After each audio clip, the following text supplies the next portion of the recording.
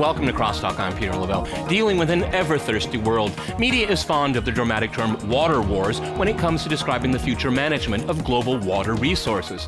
How undervalued is water today, and how dear will it become as countries around the world go dry?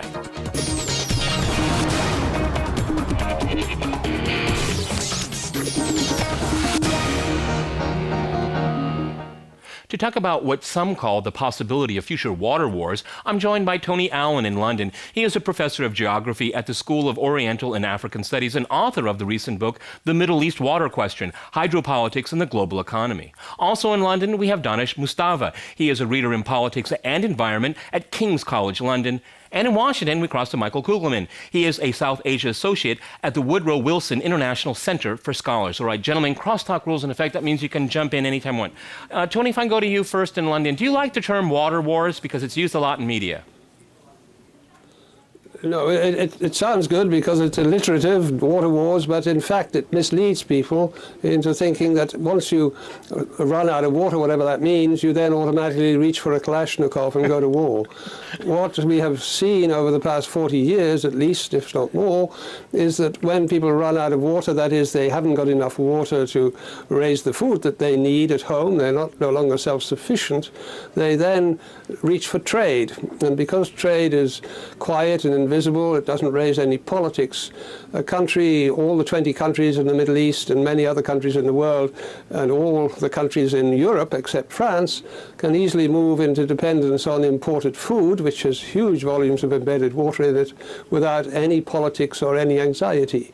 So provided there is enough water in the global system, that is not only the water we can see and drink, the water we can pump and move from the groundwater or from the river, or the water in the soil profile, which normally people don't count, but which is responsible for most of food production.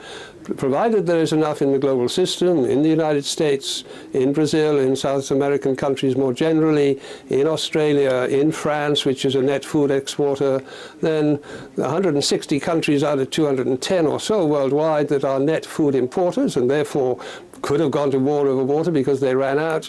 They didn't and they won't, although we do have a lot of questions to ask, and we've got to ask a lot of society and its governments to make sure that society chooses to eat sensibly, not waste, and also get the farmers to be even more productive at the same time as being good stewards of water.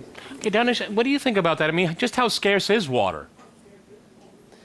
Well, again, scarcity is a rather problematic concept. I mean, typically when you say scarcity, there's just like, people think of it in terms of physical scarcity, but in terms of water, it's a lot more complex, if you will.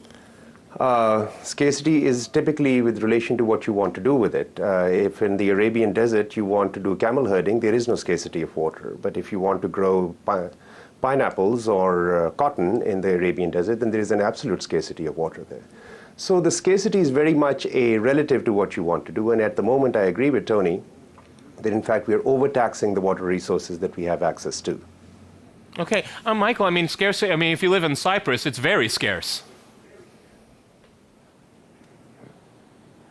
Yeah, absolutely. I mean, it really is a relative term, to back up what Danish said. I mean, let's face it, look at a country like Yemen. There's very little water there. But then look at a country like, say, China. There's a lot of water in some parts of the country, and then some of the western portions where you have a lot of agriculture, it's very close to scarcity. If you use the 1,000 cubic meters per capita as the threshold. So it's a relative term, very much so. Okay, Tony, what is this? Go right ahead, please jump in. Can I just add on that? Please. Yeah, think Singapore. Singapore only has 5% of the water that it needs. It therefore doesn't have the 10% it needs for use at home and in jobs. And it doesn't have any for the food. So okay. 4.5 million people living in an area about the size of London or a small island, it is in fact a very prosperous country. It proves that water and the absence of water and the scarcity of water doesn't determine outcomes. Poverty, which normally derives from poor governance, poor organization of economies, is the explanation for people's being unable to gain access to the water they need for what they need at home, what they need for their jobs, or for what they need for their food. Okay, Danish, if I go to you, I mean, Yemen is out of water. Is it the world's responsibility to make sure the country has water?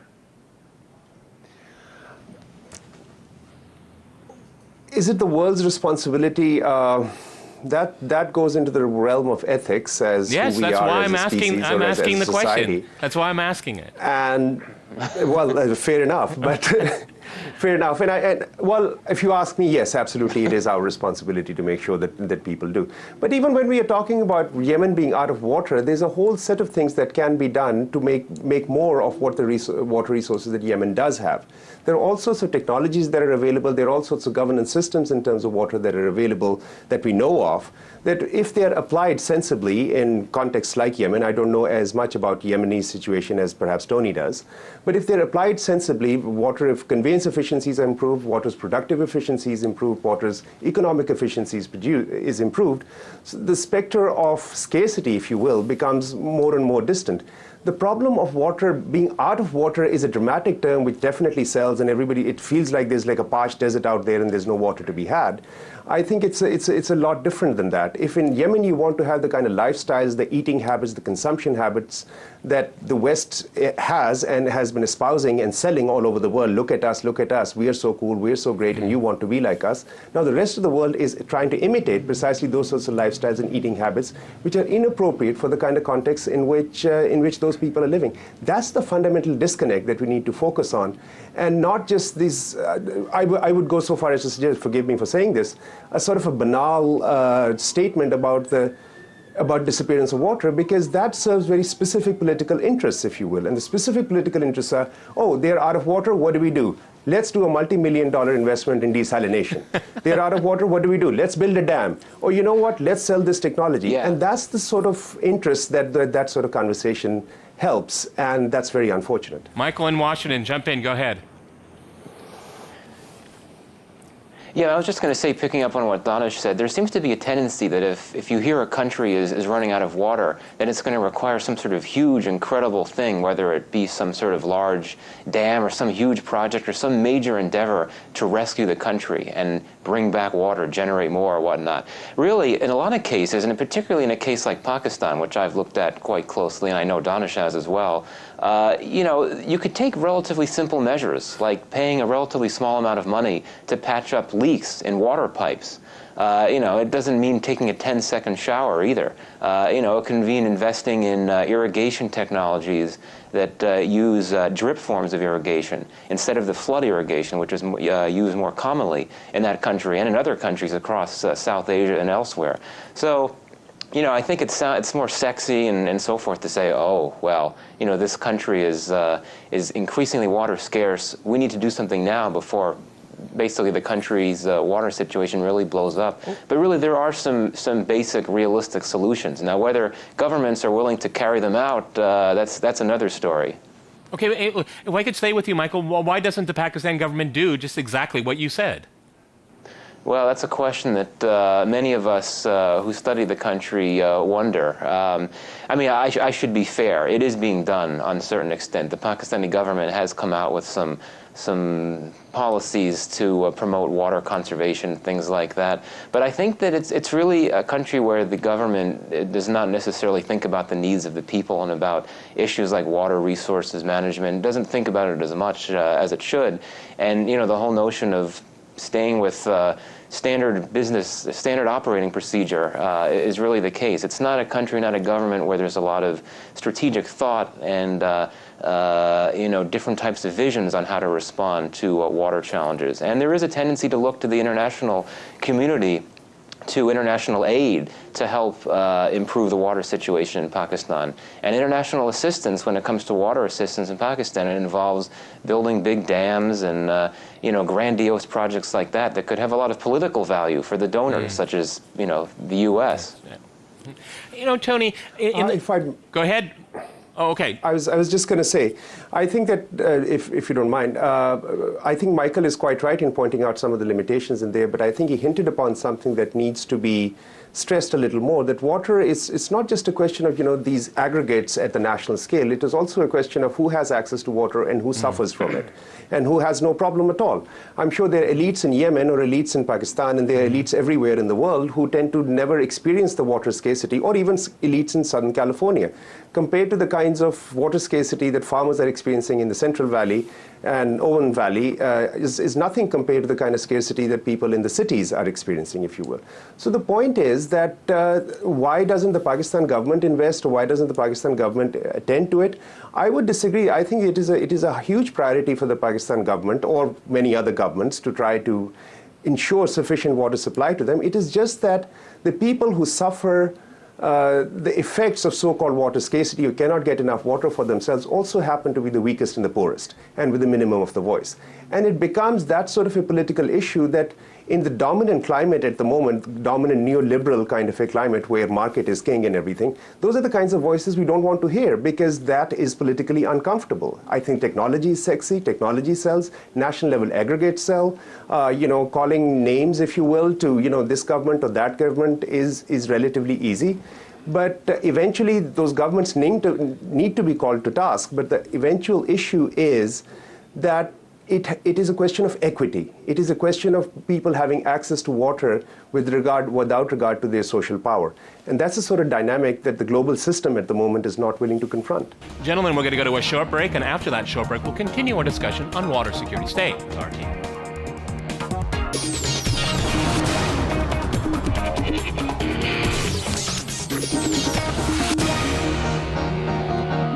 I'd like to go back to Tony in London. In the literature, there's a term, the age of easy water is over. What does that mean? Well, when the population of the world was a million, there was no pressure on resources. When it was 1 billion in about 1800, it also wasn't really a very big pressure on resources, although Malthus, who was around at the same time, did point out that we were doing difficult things to natural resources.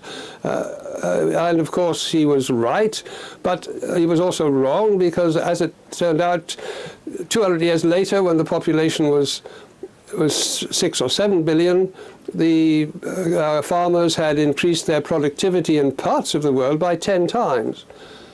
So that means they were working the water 10 times harder. So it's very hard to deal with a comment such as easy water when we have so many things changing. We've got the water is staying roughly the same, although we're mobilizing more of it. But if the farmers and our science and technology and governance get the farmers to produce 10 times as much with the same water, we clearly are in a constantly changing position. We are, at this point in history, with 7 billion, and if you're a pessimist, you talk about 9.5 billion in future. If you're an optimist like me, you probably say 8.5 to 9 billion by 2050.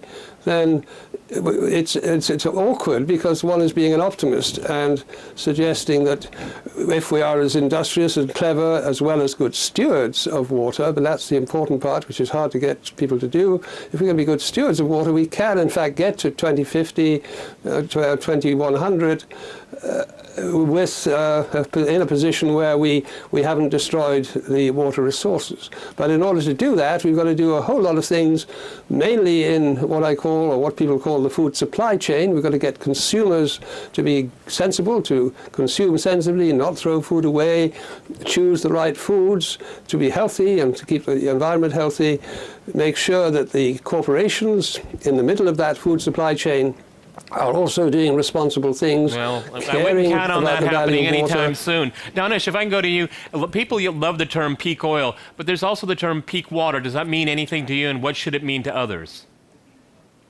Did you say peak peak oil? Water. Peak water. I haven't heard the term before. Could you explain? No, what no, peak oil means? that's asking. I'm asking you if it means anything to you, because peak I came. Water I can talk about. Go ahead, Tony. Go ahead. Jump in. Yeah, it's a term which is following on the idea of peak oil, where it seems, if you look at the numbers on oil and gas, that we've reached a point around about now, or in the case of gas a little bit in the future, where the maximum amount of gas per year is being mobilized, and after that the volumes that could be mobilized will get less. And if we've got a demand for those products, those energy products which have got to this very peak level, then if the availability is going down, then we've got a problem. But of course energy is in some ways more complicated, much more complicated than water, because whereas with water we've got water in the rivers, in the ground, in the soil, and it's the same sort of water. With energy we've got 3 or 4 different fossil fuels, and we've got 4 or 5 different renewable energies, and the situation is quite complex, and I don't want to make it go to Michael in Washington. Revealing further complexity. Should we be looking at water and oil as being the same, and as far as when it comes to scarcity? The question is, should we look at water and oil in the same way in terms of how to respond? I think the answer is no in this case. I mean, these are two very different types of resources. I certainly hope so. And I'm not a special. Go ahead. Yeah, and I'm not an oil economist. I'm not in a position to comment along the specificities of that. But I think there's a lot more flexibility. You know, water is something that hypothetically is available domestically, indigenously in every country. There's a lot more flexibility. It's not as politicized as oil. It is politicized, water, for sure. But there's more easy options, and it really is not as fraught and tricky, basically, as oil is. So I think it would be a mistake to try to conflate those two. I mean, it is true that we need to look at the trajectory of these resources in the same way. That yes, I mean, running out of oil, depending on oil from certain parts of the world, et cetera. Water, you know, it's true that it's a finite resource, to state the obvious. And, you know, it's irreplaceable. However, it's not, I've never heard about the whole notion of looking at them together in that way, from a policy point of view or from any other point of view. I think that would confuse the debate. If I go to Danish, I mean, you can make money off of it. That's what I'm getting at, okay? I mean, and I'm glad that Michael had the ethical response that they shouldn't be the same, but people do treat it the same because you can make money off of it. Exactly, and that's where part of the tragedy of water happens to be, particularly in the domestic water supply sector, because in many countries, particularly in the global north and the west in the United States, the society thought, the government and the society thought that it was part of the social contract for the government and the state to provide fresh drinking water and clean drinking water to all of its populace. In much of the global south, in sub-Saharan Africa, South Asia, Latin America, and so on, we have relinquished that responsibility, many of the states have, by basically these commodified bottled water, if you will, which is an absolutely... and basically allowing an out for these governments and the states and the societies to essentially renege on that social contract, not considering water or supply of clean drinking water as a human right that everybody should have access to. If you have the money, you can always go out there and buy Nestle, or if you don't have the money, you can always eat out of a little cesspool which is outside your thatch. And that is where part of the tragedy of the water lies, that it has been commodified to such an extent that it has been inserted into this global capital mechanism which is bought and sold and people speculate on it, and it is, God forbid there'd be someday that it will be on the commodity markets. And when you do that to a resource, then you have the kind of stuff that has happened to oil. You have the kind of conflicts that we've seen in the context of oil. There's nothing inevitable. Water is a qualitatively different resource, and I don't think it should be conflated with something like oil, which we seem to need. Presently, we didn't need it 500 years ago. We need it now. And who knows if we'll need it another 500 years from now. Things might change. Tony, but water we will. We always have. Well, that's my point, okay? So, Tony, do you think it's been politicized, water? I mean, because water wars, like you said, you start to pick up a Kalashnikov. Well, you see, the reason I mean, I invented the term embedded virtual water because I had to explain in the Middle East, which is a place where countries were running out of water in the 50s, 60s, and 70s, all of them by 1970, why, despite running out, there was no armed conflict. I was a scientist that tried to understand the water issues in this region, and it was only when I looked at the food imports of Egypt that I realized that what you did was quietly go onto the world market for food, where, because of the USDA, that's the US Department of Agriculture, ways of running agriculture, and the European Union way of running agriculture, staple foods are on the world market at half cost. So if government faced this crisis of running out of food because it had run out of water, it didn't matter. There was no politics at all. All we did was import half-cost food. So half-cost food solved your water problem and your food problem, and without politics or troublesome economics.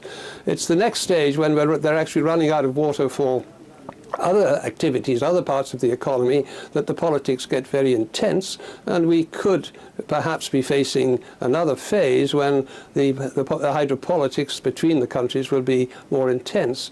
But what we're finding in the Middle East, which I tend to follow, is that because of water reuse options, you can, every time you use a cubic meter of water, you can in fact get 70% of that back by recycling it, by treating it and recycling it. It costs, but nevertheless in volume terms you do get the extra 70%. And these volumes are not enough to irrigate and grow a lot of food, but they do enable you to keep the economy in place in ways which were not foreseen before. And because desalination has fallen in cost from in the 70s and 80s, when it was $2.50 a cubic meter US dollars, it was about $1.25 by 2000, and now it's people are making water, desalinated water, for 56 cents or 60 cents, or let's say $1. But no one in this program knows how much they pay for water, and it's certainly that's very interesting more than $1 point. A cubic meter. So we have there are. Let me go to Michael in Washington. Michael, I saw you wanting to jump in there. Go ahead. Yeah, I think we should say that to some extent it is appropriate that water is politicized, and that's because there really is some potential for conflict over water at some point, not necessarily today, but sometime down the road. Take South Asia. This is a region that I focus on more than any other region. Very few countries get along, and most of the region shares rivers. India and Pakistan, of course, share the Indus, and India, China, Bangladesh, they share rivers, and it will be very easy for a country, an upper riparian country, to take some sort of punitive measure, such as, for example, hypothetically, cutting off river flows to the country downstream, and something could happen that way.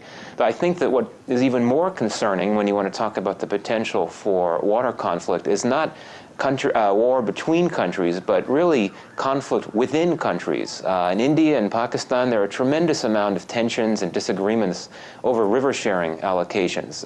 Punjab and Sindh in Pakistan, and a variety of states in India. And something else to say, that I think it would be inaccurate to say that water could actually trigger war between countries. But I think that water issues, decreasing quantities of water, water insecurity, could put in place the conditions that could one day lead to conflict. For example, and again, this is speculation. All right, gentlemen, thank you for a fascinating discussion on water. We have to wrap it up here. Many thanks to my guests today in London and in Washington, and thanks to our viewers for watching us here at RT. See you next time, and remember, CrossTalk rules.